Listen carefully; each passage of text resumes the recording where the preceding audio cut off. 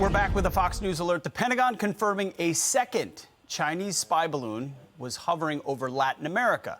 The original, as you know, was spotted in Montana, moved over Kansas, and is at this moment lingering over Missouri.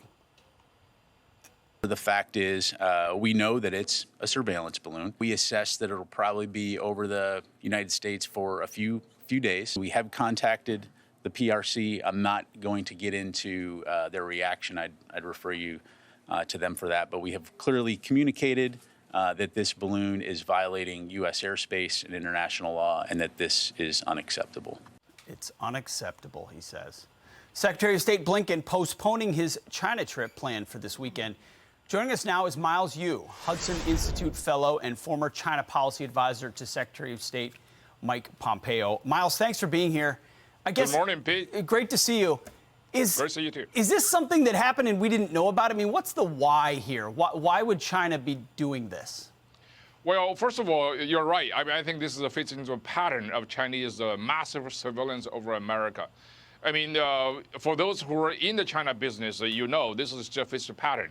China's infiltration of America defense and intelligence system has never stopped 24/7. I mean, they use all kinds of platforms, right? Cyber, space, big data, and now it's atmospheric. I mean, so this is a very tangible reminder of us that China threat is real and it's constant.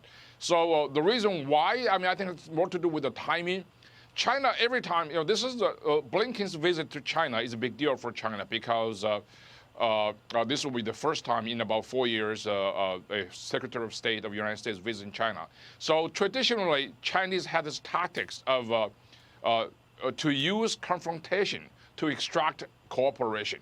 So every time there's some kind of summit between leaders, they'll normally do some kind of something cantankerous and cranky events like this to add their political bargaining chip.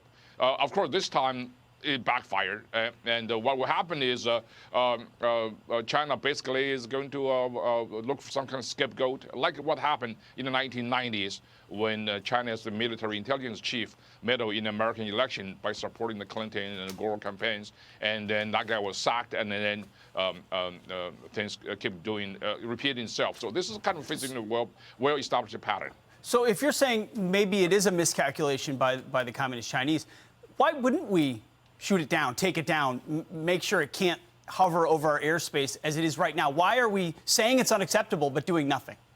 This is also another miscalculation on our part. And I think, the Biden administration is eager to go back to the negotiation table with China on climate change and fentanyl. And those are good intentions, but China does not look at this as an opportunity to cooperate to solve the problems. They look at this as a way to increase their leverage. So I think if you set your goal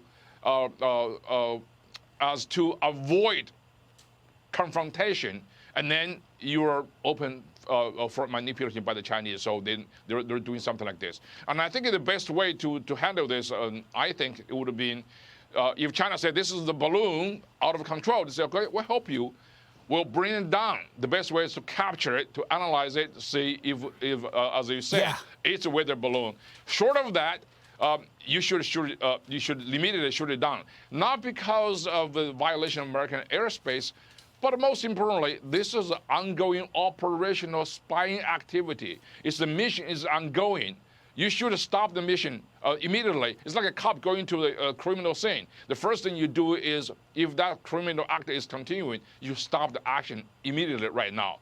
So that could, if we allow it to fly across America, the harm it could have done to the American security will be much, much better than just let it pass. Yeah, it is an act. If it's actively gathering intelligence and also making us look impotent, letting it continue to float, it's mind-boggling. Miles Yu, thank you so much for breaking it down. I'm Steve Ducey. I'm Brian Kilmeade. And I'm Ainsley Earhart. And click here to subscribe to the Fox News YouTube page to catch our hottest interviews and most compelling analysis.